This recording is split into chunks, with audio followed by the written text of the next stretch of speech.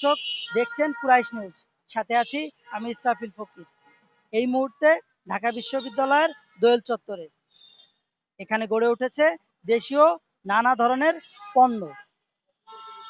চলুন কথা বলে আসি বিক্রেতা এবং ক্রেতার সঙ্গে।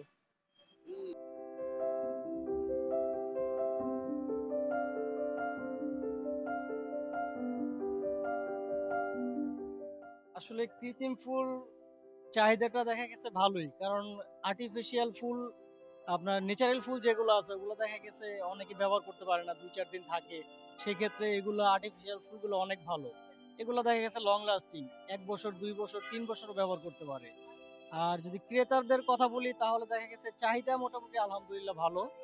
আর যেহেতু আমাদের এখানে দোয়েল চত্বর অনেক পুরনো একটা মার্কেট, মৃৎশিল্প মার্কেট নামে পরিচিত আমাদের এই মার্কেট। আর এখানে যে শুধু আপনার কৃত্রিম ফ্লাওয়ার এরকম না, মাটির বিভিন্ন ধরনের জিনিস পাওয়া যায়, কাঠের জিনিস পাওয়া যায়, বেতের জিনিস পাওয়া যায়, মানে সব ধরনের জিনিসই পাওয়া যায়। আর আমাদের এখানে কাস্টমারের কথা যদি আমি বলি, দেখা গেছে সব ধরনের ক্রেতাই আমরা পাই। যেমন একেবারে হাই সোসাইটি থেকে ধরেন আপনার মধ্যবিত্ত, তারপর নিম্নবিত্ত, সব ধরনের পেশাজীবীর কাস্টমারই আমাদের এখানে আসে। আমি বেসিক্যালি আসছিলাম ঢাকা ইউনিভার্সিটি ঘুরতে। গোপালগঞ্জ থেকে আসছি। তো আমি শুনেছিলাম এখানে দোয়েল চত্বরের পাশে এরকম শপ আছে।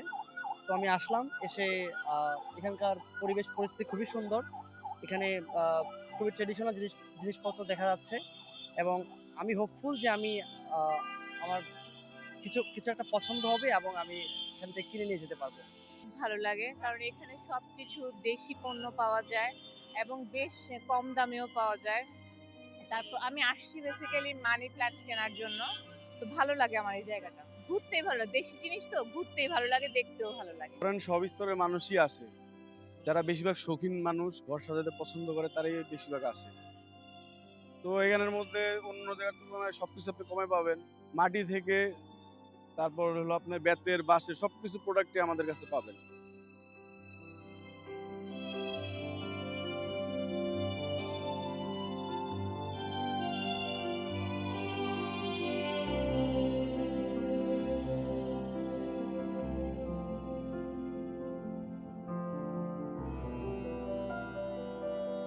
শিল্প সংস্কৃতিকেই তুলে ধরেছে এই দোয়েল চত্বর। এখানে সাধারণ শিক্ষার্থীর পাশাপাশি সাধারণ দর্শনার্থীও প্রতিদিন ভিড় জমায়।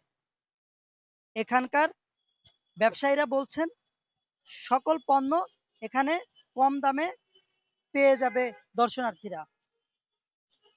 ইসরাফিল ফকির, কুরাইশ নিউজ, ঢাকা।